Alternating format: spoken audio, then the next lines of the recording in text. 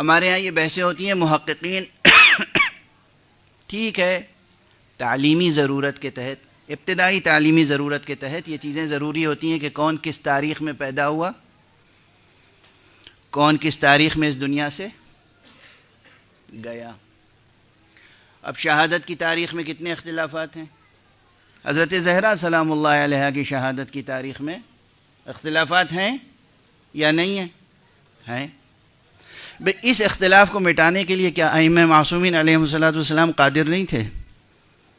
ایک قطعی بات کہہ دیتے کہ یہ تاریخ شہادت ہے، اس کو نہ بھولنا۔ واضح ہے؟ متوجہ ہیں آپ؟ ولادت کی تاریخ، تمام معصومین کی ولادت کی تاریخ اکثر جو بہت مشہور ہیں، آپ جب تاریخ کتابیں دیکھیں گے نا تو اس میں ملے گا کتنا قول ہے۔ اب ظاہر ہے یہ سب بحثیں حوزے میں تو چھیڑی جا سکتی ہیں نا۔ مولا امیر المومنین علیہ السلام کی تاریخ ولادت کیا ہے؟ کوئی سوچ بھی سکتا ہے کہ اس میں کوئی اختلاف ہوگا؟ 13 رجب، کتابیں اٹھا کے دیکھیے کتنے اختلافات ہیں۔ کوئی کہتا ہے رجب میں ولادت ہوئی، کوئی کہتا ہے شعبان میں ولادت ہوئی، کوئی کہتا ہے رمضان میں ولادت ہوئی، کوئی کہتا ہے 7 ذی الحجہ میں ولادت ہوئی۔ یہ غیروں نے نہیں قول نقل کیے ہیں،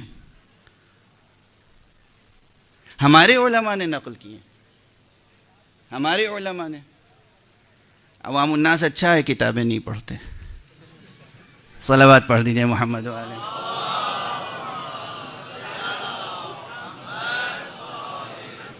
ابھی ذرا بلند تر پڑھ دیجئے تاکہ میں پڑھ سکوں۔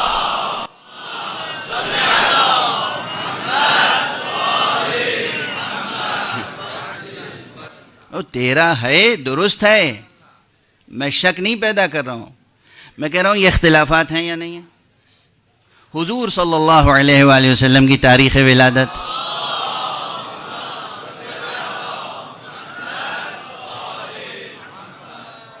اختلافات ہیں یا نہیں ہیں؟ عامہ کے ہاں بھی ہیں اور خاصہ کے ہاں کیا نہیں ہیں؟ علامہ کلینی نے کافی میں کیا تاریخ ولادت لکھی ہے؟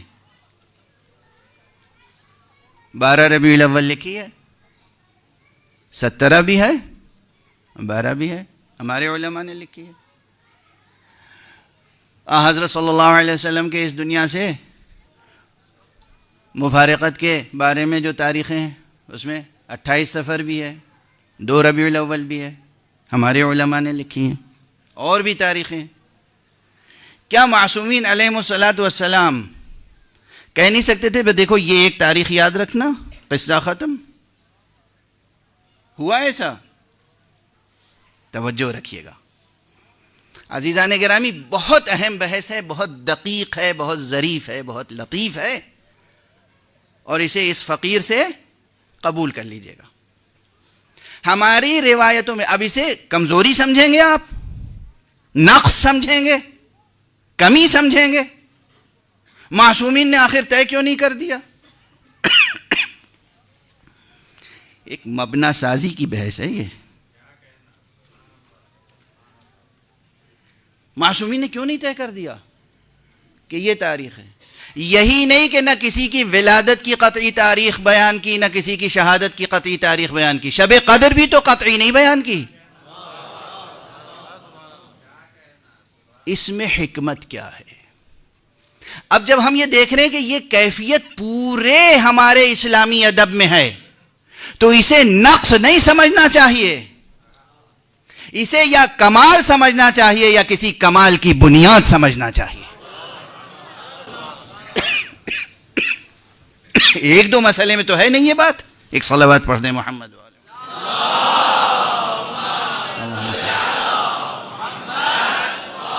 احسنتم، جزاکم اللہ، جزاکم اللہ۔ تو بھئی ایک مسئلے میں ہوتا، دو مسئلے میں ہوتا کہ یہاں 4 روایتیں ہیں، یہاں 2 روایتیں ہیں، یہاں 3 روایتیں ہیں، تو بات سمجھی جاتی کہ بھئی اس کا کوئی معالجہ کیا جائے، اس کا کوئی معالجہ کیا جائے۔ آجا حضور کی ولادت اختلاف، حضور کی شہادت اختلاف، جناب زہرا سلام اللہ علیہ کی ولادت اختلاف، شہادت اختلاف، مولا امیر المومنین اسلام کی ولادت اختلاف، کم سے کم 6 یا 7 قول ہیں. شہادت اس میں بھی ہے اختلاف، کم سے کم 1-2 دن کا تو ہے ہی ہے. اور تمام معصومین کے ساتھ، اور یہاں تک کہ شب قدر. اس کے معنی یہ ہے کہ یہ مسئلہ 1-2 مسئلہ سے متعلق نہیں ہے، یہ بات یہ ایک عمومی مظہر ہے. اس کے معنی یہ ہیں کہ زمانے کی تعیین اس لیے نہیں کی جا رہی ہے کہ تم جو زمانے کے اسیر ہو تمہارا ذہن اتنا بلند ہو جائے کہ زمانے پر حکمراں ہو سکو، زمانے کے اسیر نہ رہو. ابھی مطلب ادا نہیں ہوا، آپ نے بہت خوب کہہ دیا، وہ تو میں نے سن لیا. ہم زمان و مکان میں اسیر ہیں نا اس وقت، اس جسم کی وجہ سے. ہماری روح، ہمارا ذہن انسانی، روح انسانی جو حق نے ودیعت فرمایا ہے، یہ کیا زمانی اور مکانی ہے؟ تو مجرد کسے کہتے ہیں؟ پھر مجرد کسے کہتے ہیں؟ حضرت آدم علیہ السلام کا وہ جسم جو آب و گل سے تیار ہوا تھا وہ تو محدود تھا. فَإِذَا نَفَخْتُ فِيهِ مِن، یہ روح ہی، جس روح کی نسبت اس ذات نامتناہی سے ہو، وہ متناہی کیسے ہو سکتی ہے؟ جس روح کی نسبت ذات نامتناہی سے ہو وہ متناہی کیسے ہو سکتی ہے؟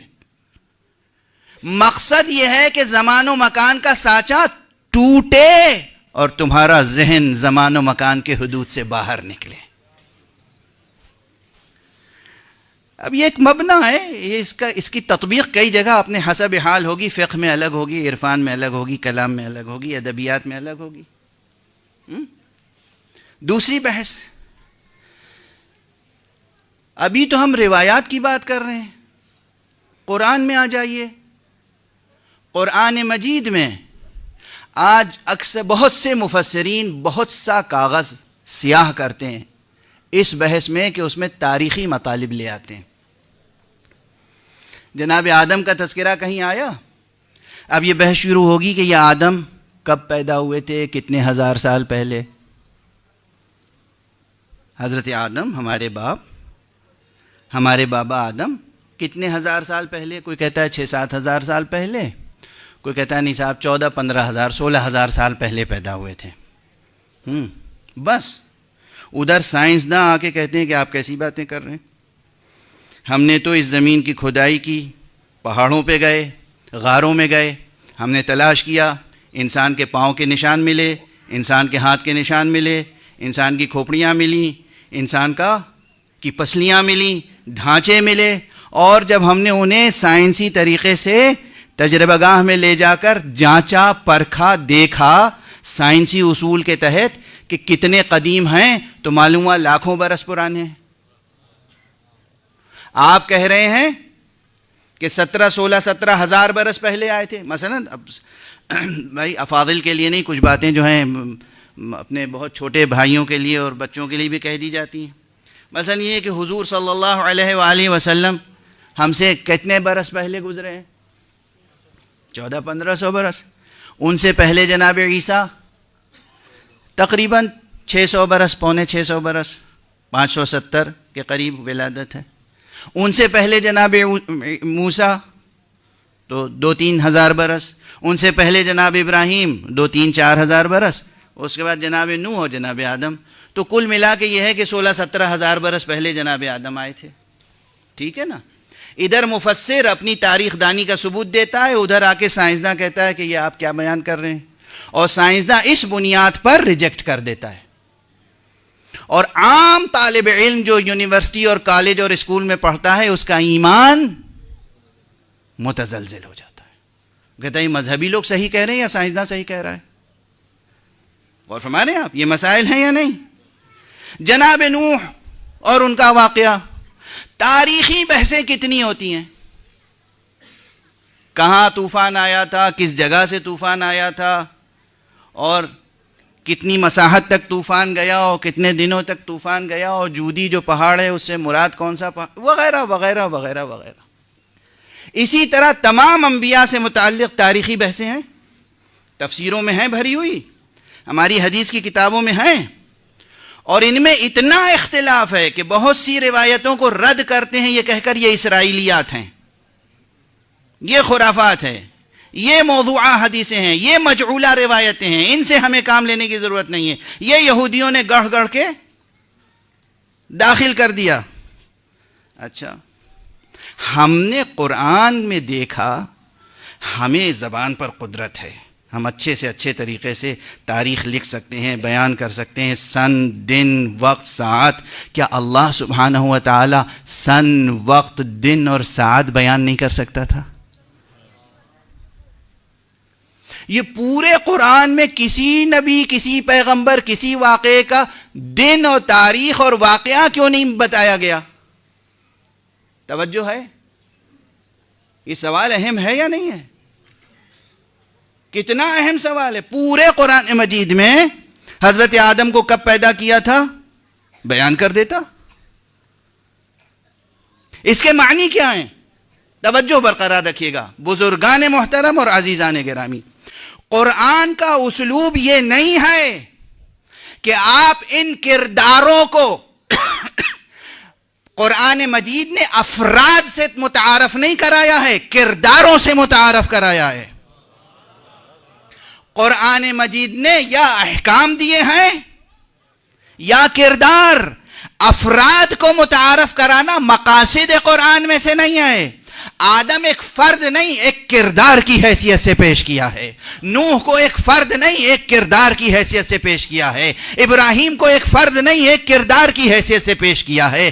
موسیٰ اور عیسیٰ اور ختمی مرتبہ صلی اللہ علیہ وآلہ وسلم کو افراد نہیں، کرداروں کی حیثیت سے پیش کیا ہے۔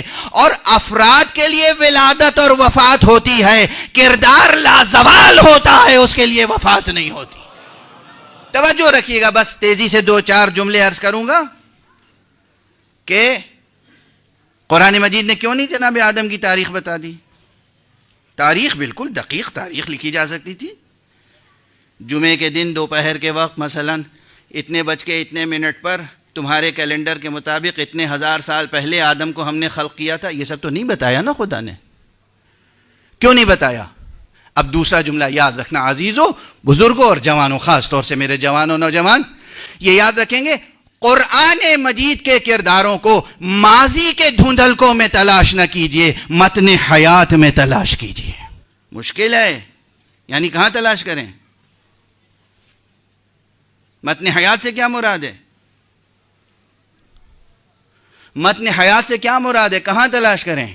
پہاڑوں پر جا کر، سمندروں میں ڈوب کر؟ اپنی ذات میں۔ آدم کو ماضی میں نہ تلاش کریں، اپنے حال میں تلاش کریں۔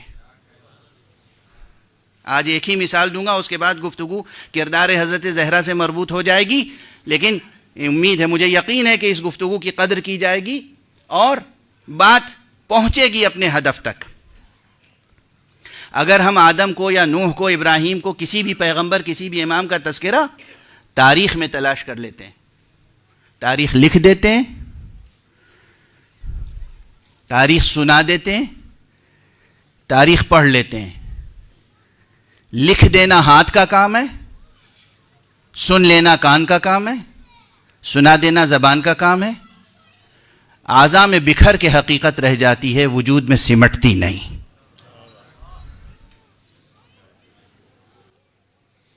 ماضی میں نہ تلاش کریں کسی قرآنی کردار کو، ماضی میں نہ تلاش کریں، کاغذوں میں نہ تلاش کریں، ماضی کے اندھیروں اور ماضی کے دھندلکوں میں قرآنی کرداروں کو تلاش نہ کریں۔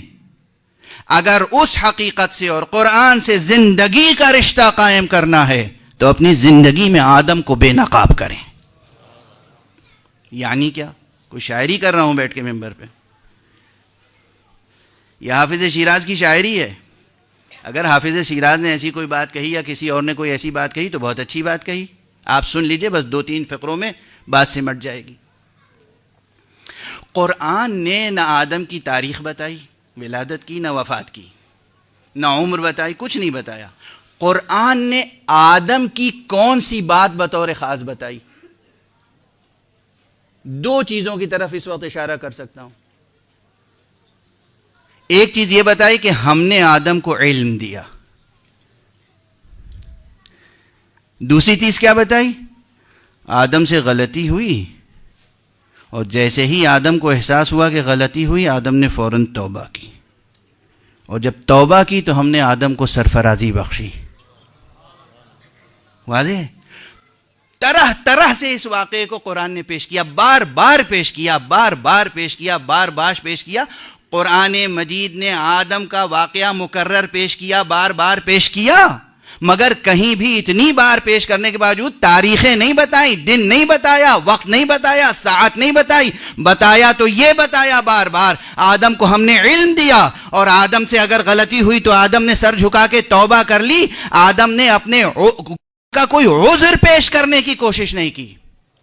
اب اگر اس کردار کو ہم تاریخ میں تلاش کریں گے تو کچھ نہیں ملے گا، متن حیات میں تلاش کریں گے تو ہمیں تلاش کرنا پڑے گا وہ علم کون سا ہے جو فطری طور پر ہمیں حاصل ہے.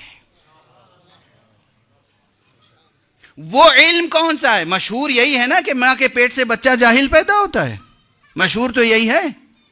لیکن اسی قرآن میں یہ بھی تو ہے 11 قسمیں کھانے کے بعد.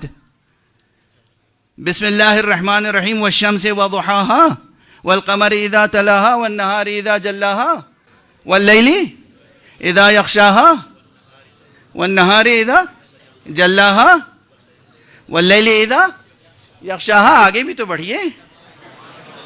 والسماء وما والارض وما ونفس فألهمها.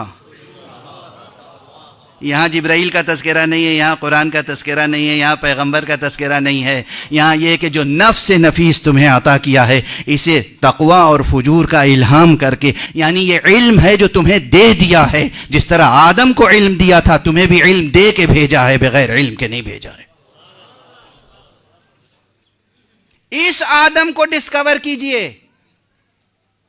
اور جہاں علم ہوتا ہے وہاں ایک شان ہوتی ہے. جاہل کہتے کسے ہیں؟